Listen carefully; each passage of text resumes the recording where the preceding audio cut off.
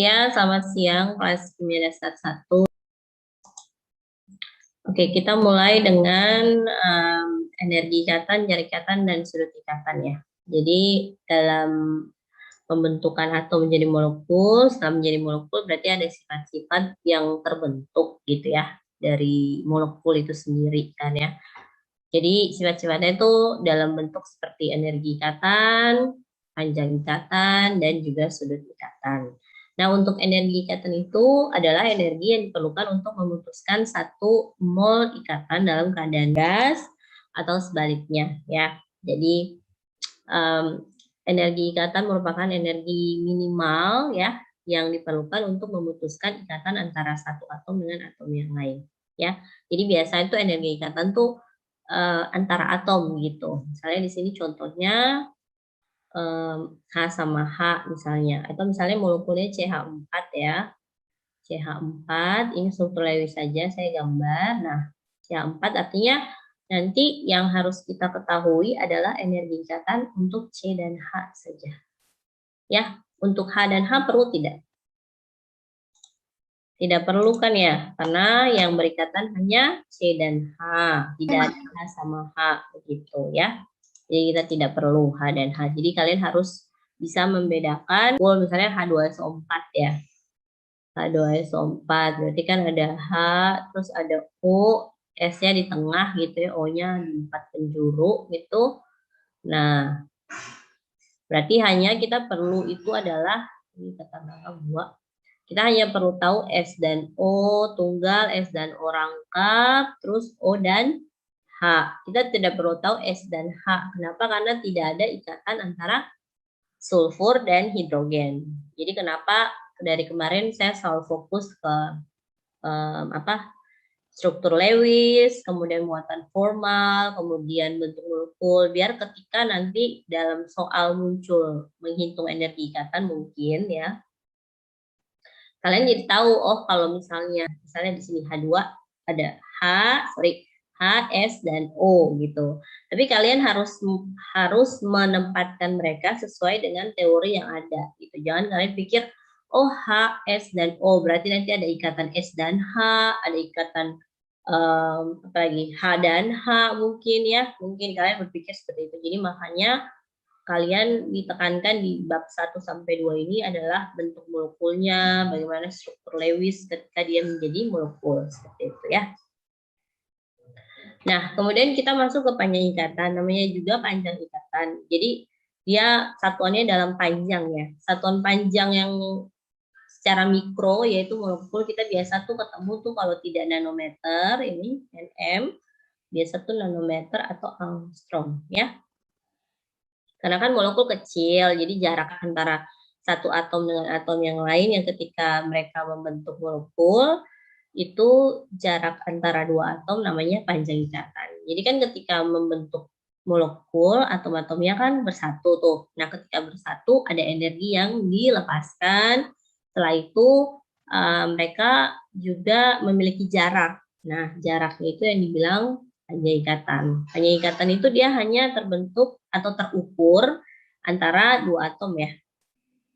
Dua atom. Artinya besarannya dia akan diperoleh hanya dari dua atom yang berjarak gitu. Misalnya untuk H2 ya. Berarti kan antara H dan H gitu ya. Nah, ini jaraknya berapa angstrom atau berapa nanometer lah. Jadi satuannya satuan panjang. Kan kalau di sistem makro kayak kelihatan kita ini kan satuan panjang kan SI itu meter ya. Tapi kalau udah skalanya mikro seperti molekul berarti nanometer sama Armstrong karena ukurannya kecil gitu ya.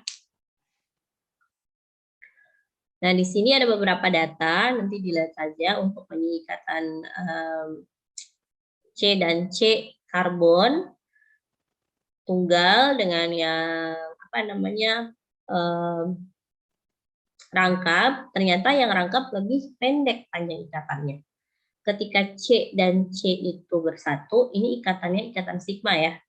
Ikatan sigma yang terbentuk. Nah, ketika dia jadi rangkap, terdiri dari satu sigma dan satu pi. Nah, ketika jadi rangkap 3, berarti ada sigma, ada 2 pi gitu. Kira-kira kenapa dia semakin pendek panjang ikatannya? Ini pendek kan, semakin pendek bisa 0,154 ke 0,134 ke 0,12 gitu ya. Kemudian yang ini dari 0,14 turun menjadi 0,11. Nah, rangkap memiliki jarak ikatannya yang lebih pendek dari ikatan tunggal, Ibu. Karena semakin berdekatan dengan Ibu, semakin banyak berdekatan dengan atom lain, Ibu. Semakin dekat dengan atom lain. Karena atom ikatan rangkap itu tidak linear, Ibu. Poin nih. Poin 3, pada umumnya ikatan rangkap memiliki jarak ikatan lebih pendek. Iya. Terus peningkatan energi ikatan pada ikatan rangkap tidak linear dengan jumlah ikatan. Kemudian pada umumnya senyawa dengan energi ikatan yang tinggi memiliki jarak ikatan yang lebih pendek. Ya. Jadi intinya kehadiran ikatan pi di situ membuat tarikan antara satu atom dengan lainnya lebih dekat gitu. Kenapa bisa seperti itu? Karena kan ikatan pi itu kan kemarin saya bilang terjadi antara side sama side ya. Gitu ya. Kan kalau misalnya ikatan sigma itu kan dia jauh tuh orbitalnya tuh.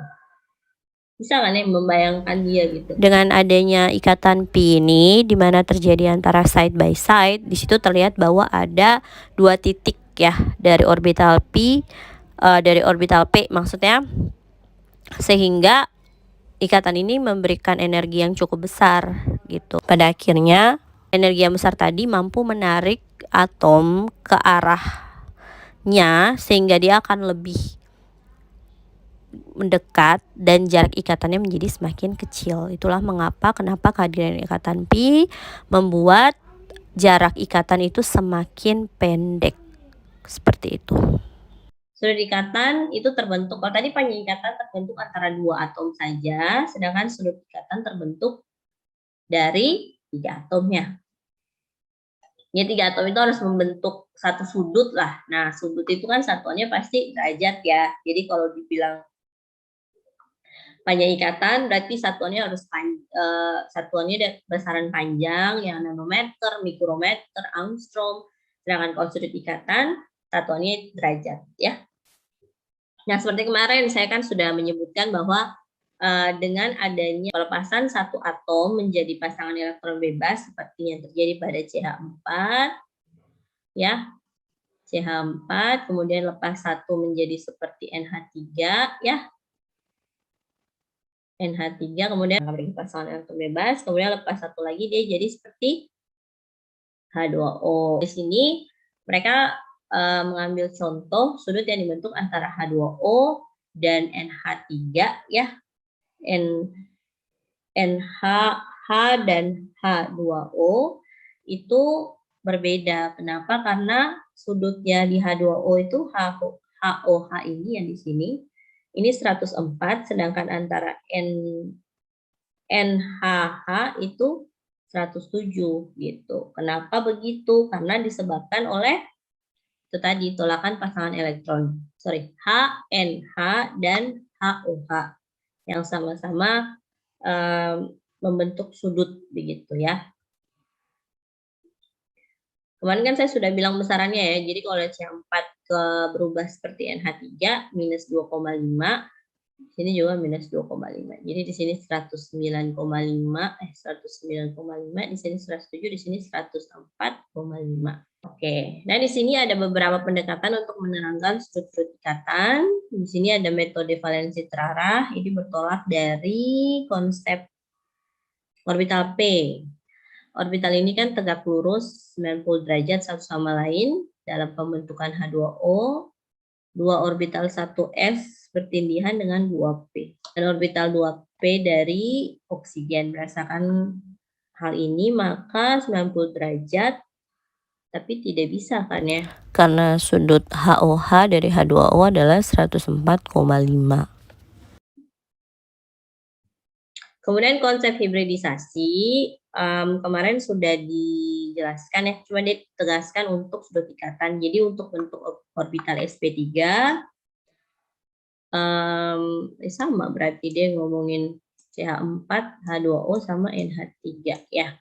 Antara ketiga senyawa ini yang sama-sama memiliki domain 4 ya.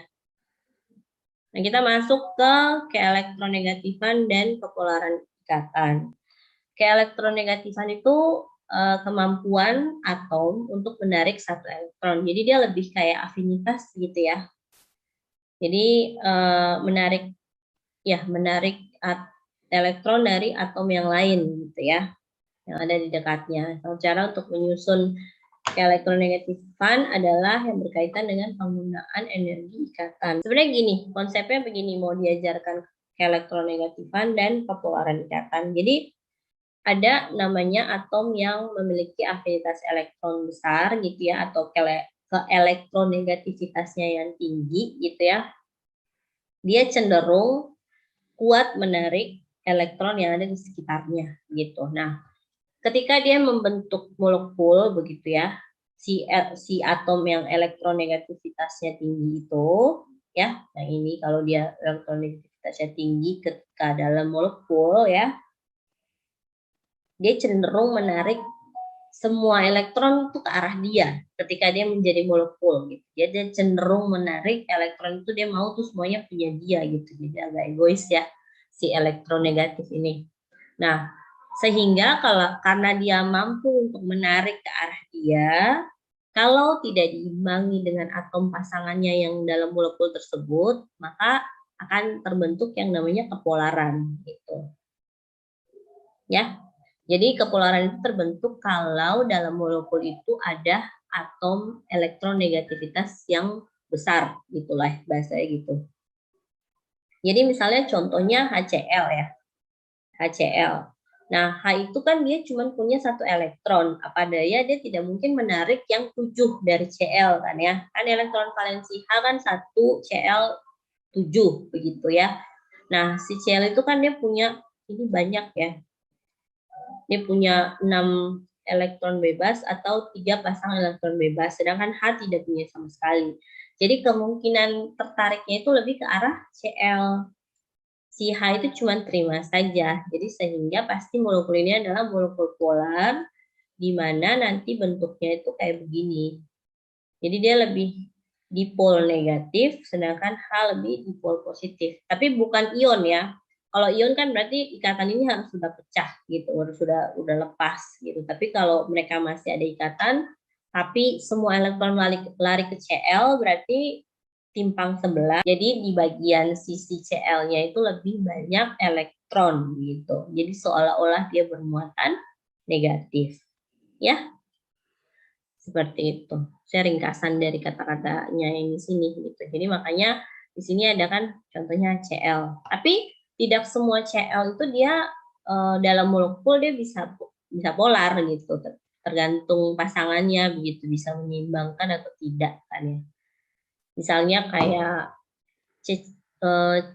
Cl4 gitu ya, CCl4, molekul CCl4. Jadi C-nya itu di tengah, terus Cl, dan Cl di 4 penjuru misalnya ya. Nanti baru dihitung lah dia itu strukturnya apa gitu ya. Ini struktur Lewesnya aja. Nah, karena semuanya itu merasa punya elektronnya, Cl ini dia merasa dia punya elektron bebas dan tidak berikatan tuh sama banyak. Jadi mereka tuh semua mau mengambil. Jadi arah elektronnya mau ke arah mereka semua begitu ya. Tapi molekul ini molekul non-polar. Kenapa bisa? Ya, pasti kan kalian bertanya-tanya, loh HCl kok bisa polar? CCl4 tidak bisa polar karena elektronnya tersebar sama rata. Sama rata artinya gini, kalau yang di kanan narik, kiri juga narik. Ya, jadi sama-sama tarik. Jadi gayanya itu resultannya 0 karena beda arah. Kan ya, kalau kita belajar fisika kan. Sedangkan kalau yang atas dan bawah sama-sama, satunya narik ke atas, satunya narik ke bawah. Jadi distribusinya dianggap sama dan resultannya 0. Jadi makanya tidak ada arah Maksudnya tidak ada arah pasti dia harus full kemana, karena resultan gayanya dianggap 0, karena semua Cl menarik elektron ke arahnya dia. Jadi kepolaran itu tergantung atom yang elektron negativitasnya besar itu berpasangan dengan siapa. Kalau dia berpasangan dengan yang lebih lemah atau yang lebih sedikit elektronnya, berarti pasti akan ketarik ke dia semuanya. Gitu kan ya. Seperti itu. Oke, nah untuk kepolaran sendiri ada istilah momen dipol atau mu ya. Cara perhitungannya adalah mu sama dengan ini apa lagi, delta dikali L, jarak ya. Jadi L itu jarak, kemudian delta itu apa ya? Muatan elektron. Ya. Jarak dan muatan elektron. Di mana satuan momen dipol adalah debye ya. Satuan debye kayaknya. Debye, kemudian kolometer. Oke, 1 debye sama dengan jarak muatan elektron 20,82 pikometer. Di sini ada aplikasi untuk penentuan momen dipol. Nah, ada perhitungannya. Tadi kan sudah dinyatakan bahwa momen dipol sama dengan delta dikali L, artinya delta itu adalah muatan elektron, L-nya itu jarak. Jadi misalnya contohnya ini momen dipol gas HCl 1,03 debye. Jarak antara kedua inti adalah 0,127 nanometer. Perkirakan persen ikatan ion dalam HCl. Dia tidak mungkin 100% karena dia hanya molekul polar, bukan molekul ion. Kayak gitu. Ya, bukan terbentuk karena ikatan ion, tapi mereka terbentuk dari ikatan kovalen. Oh iya. Jadi dianggap I sama dengan 1, itu kan untuk ikatan ion maksudnya. Jadi ini jika I itu sama dengan 1 berarti untuk ikatan ion ya. Kalau dapatnya 1 maksudnya. Oke, jadi tinggal masukkan aja nilainya. Jadi ini nilai momen dipolnya. Yang ini adalah momen dipol sebenarnya atau momen dipol nyata yang dimiliki oleh HCl. Terus menghitung yang baru. Dengan satuan apa namanya ini, jarak ya. Kemudian dengan muatan 1 elektron itu volumenya sebesar 96.485. Jadi ini tetapan. Jadi kalau untuk delta, ini di bagian deltanya ya. Jadi muatan elektron, nilai itu muatan elektron dibagi dengan bilangan Avogadro. Ya. Avogadro. Seperti itu. Kemudian dikali dengan jarak. Semuanya dibawa menjadi kolometer. Dapat nilainya segini. Nilai tersebut kemudian dibawa ke dalam satuan debye dibagi dengan 3,336 kali 10 pangkat minus 30. Sehingga diperoleh momen dipolnya sebesar 6,10 debye. Nah, ini kan sebenarnya atau nyata. Kita cari perbandingannya dengan cara I itu tadi yang nyata ya. Mu nyata dibagi mu perhitungan. Jadi makanya di sini muncul 1,03 dibagi 6,10 dapat 0,17. Baru dikali 100 untuk mendapatkan persennya. Seperti itu. Saya mau tanya, Bu. Ya, silakan. Ibu yang nilai 96.485 sama 6,02 kali 10 pangkat 23 itu memang sudah tetap, Ibu? Ya, sudah tetap. Oh, ya Ibu, itu aja Ibu. Iya, terima kasih. Ada yang mau bertanya? Ibu, saya Ibu. Ya, silakan. Ibu, yang bagian 0,127 dikali 10 pangkat minus 9 itu memang 10 minus 9 itu memang udah tetap ya, Bu? Ini ya, yang mana? Yang mana, Dek? Yang 0,127 Ibu, yang di mu. 0,127 ini. Iya, Ibu. Kan ini dari ini nilainya nih, 0,127 nanometer. Bawa ke meter kali 10 pangkat 0,127 kali 10 pangkat minus 9 meter. Dikonversikan aja. Ya. Oh iya, Ibu, terima kasih. Oke, terima kasih kelas Kimia Dasar 1. Dan selamat sore.